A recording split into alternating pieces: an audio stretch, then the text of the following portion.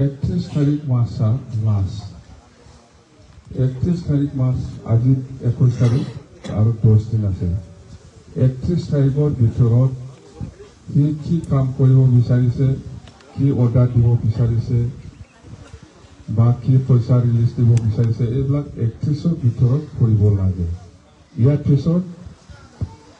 নাকতহে বিটিচিৰ চিপ হৈ থাকিব ইয়াৰ কোনো কাগজ কলম কাম নাই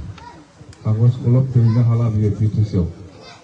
माबा मोनसे गोदान अर्डार माबा मोनसे फैसा रिलिज बा माबा जेखि जाया अफिसियेल खामानिखौनो मावनो हाला बियो 31 तारिख मासनि उनाव 31 तारिख मासनि उनाव तामाने बेखौथ' मिथिगौ सासे मानसिया सासे एमसिएलए सासे एमएलए सासे मन्थ्रिया 5 बोसोरल' खुंनो हायो नङा होमबा बिनि उनाव इलेक्सन जायो बेनाबो 5 बोसोर जोब्बाय 5 बोसोरा जाबाय तामाने 2020 नि फैसा बाहायदों 21 नि 22 नि 23 नि 24 दा 25-26 दानि जितु गोदान बाजेट बेखौ गोदान सरकारासो बाहायहैगोन बेफोरखौ बुंबा बारा मोजां मोना बुजिनो नागिरा खिन्थु ओरैनो सोरबाफोर आगोलफोर साख्रि मावनायफोर दंखायोबा बा मास्टारफोर दङब्ला बिसोर बुजिगोन बा सेल्फ हेल्प ग्रुपनि मानसिफोर दंब्ला बुजिनो हागौ जोङो गोदान फाइनान्सियेल इयारखौ गोदानखौ एप्रिलनिफ्राय हमो एप्रिल मासाव गोदान फाइनान्सियेल इयार हिसाबै हमो मार्चआ लास्ट ओमफ्राय एप्रिलनिफ्राय गोदान जायो दा बेंकफ्राव नोङो माबा माबि नागिरदोंबा दा होथ'वा मार्च मासाव बै एप्रिलावसो मोनहैगोन नोङो बिसोर गोदान बे लास्ट मासाव दा लन होआ दा माबा माबिखौ होआ बा नोंनाव माबाफोर मोननांगौ दंबा बेखौसो नागिरबाय थागोन बेंकफ्रा बेबायदि दा बेखायनो एप्रिलखौ जोङो गोदान फाइनान्सियेल एप्रिल माहৰ পৰা নতুন ফাইনেন্সিয়েল ইয়াৰ হয় সেইটো জানে চবে তো এইবিলাক নকওঁ মই এতিয়া বিটিচি যেহেতু সেপ্টেম্বৰ মাহত নিৰ্বাচন হ'ব যেতিয়া बर'खौबो हारसाखौबो बुजिजोबखायोबा हारसानो बुंलांबाय थानो नङा बर'खौ बुजिखागोन बिसोरो जोङो सेप्टेम्बराव दुर्गा फुजानि आगोल आगोल इलेक्सनखौ जागोन होननानै अफिसियेलि डिक्लेयार होआखै खिन्थु जोङो जागोन होननानै मिथिगौ सेप्टेम्बरावनो जागोन दुर्गा फुजानि आगोल ओमफ्राय जोङो श्रीरामपुरनिफ्राय माजबादसिम अदालगुरि माजबादसिम जिखिनि गिदिंनानै जों नुनो मोनदों बिपिएफ हान्जानि जिथु पजिशन बेयो जोबोद मोजां अदालगुरियावबो बिराद मोजां दहायबो अदालगुरिनि मानसिफोर फैनानै आंजों रायज्लायनानै थांबाय बाक्सानि मानसिफोरबो फैबावदोंमोन बिसोरबो रायज्लायनानै थांबाय रिपर्टआ जोबोद मोजां मथथे अदालगुरि आरो बाक्सायाव आगोलनि बायदि जानाय नङा बिराद मोजां रिजाल्ट जागोन आरो एन्टायार बिटिसिआव जितु बिपिएफ हान्जानि पजिशन बियो बिपिएफआनो 1 नाम्बाराव दङ बिपिएफआनो 1 नाम्बाराव दङ सेकेन्ड पजिशन बिजेपि दं दे 1 नाम्बाराव बिपिएफ सेकेन्डआव बिजेपि दं 3 नाम्बारावसो इउपिपिएलआ लाखियै सोरहाबा लाख दङब्ला मोनसे मोननै देरहानो हागौ बिसोरो लाखनि उनाव निर्भर खालामोथ' लाख दङब्ला सोरहाबा इउपिपिएलआ 40टानि गेजेराव मोननै मोनथाम देरहानो हागौ बेबो लाखनि उनावसो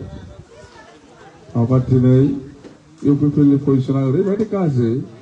नैबे 31 तारिख मासखौ नाय नोंसोरो आं बुंबाय थानो बेवहाय थारमाने बे इउपिपिएलनि माखासे लिडारफोर माखासे मानसिफ्रा मोजां लिडारफ्रा थारमाने 31 मासखौ नायबाय थादों 31 मासनि गेजेराव बेहा फैसा मोननांगौ दंलै बिटिसिआव जेनेबा बिस्रा बे 31 मासनि गेजेराव बे फैसाखौ मोनबाबो फैगोन मोनाबाबो फैगोन बे 31 मासखौ नेगासिनो दं थारमाने बेनो लास्ट नालाय बे समावनो फैसाखौ बाहायजोबनांगौ प्रमद बर'आ आरो जेनेबा आङो प्रमदजों मोजां आहा बिल मोननांगौ 2 कोटि दं बे 2 कोटी थाखाखौ आं नेगासिनो दं आंहा माबा हाथारला आं बे प्रमदनि आंखौ आं थांथारसै बिपिएफआव बेबायदि मानसि मेरला दङ जेनेबा नोङो अरुणोदयनि खोथा 31 तारिख लास्ट खयजन मानसिनो अरुणोदय होनो नागिरदोंलाय 10 दिनल'सै नोंनि कागज कलमा जोबनो साबसिन मानसिनो सेल्फ हेल्प ग्रुपनो फैसा होनो होननानै बिसोर थगायबावोलाय 31 तारिखनि उनाव मा होनो होनानै लाथों 31 तारिखनि गेजेराव मा होनो होनानै लाथों बियो जेबो गैला बिसास खालामनाङा 31 तारिखनि उनाव जेनेबा नोंसोरो हयथ' सोरबा सोरबा दाबो अरुणोदयनि खोथा बुंब्ला हयथ' सोरबा सोरबा मिटिङाव थांनो हागौ ओरैनो फैसा हरगोन सेल्फ हेल्प ग्रुपनो फैसा रानगोन होननानै 31 तारिखनि गेजेराव हयथ' दाबो सोरबा सोरबा थांलाबायनांगौ खिन्थु 31 तारिखजों जोब्बाय बेखौ आरो नों बिसास जागोन बेहा राननायनि क्षमतायानो गैला थारमाने बाहायनो हाला अरुणोदयानो होन सेल्फ हेल्प ग्रुपआनो होन बा जेखि जाया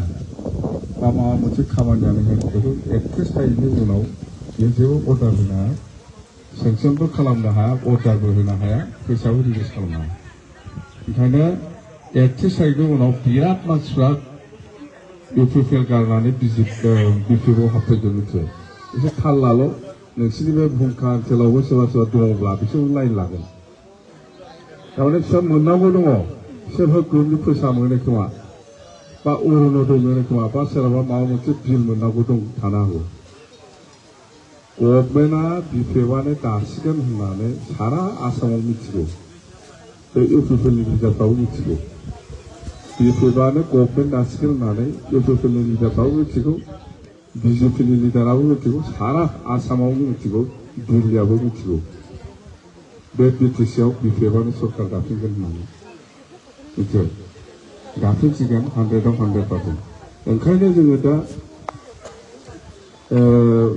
सरकार फैयोब्ला जोङो मा मावगोन जोङो जोंनि गेजेराव माखासे खोथाखौ रायज्लायबाय थादों आरो डिसिसनबो लादों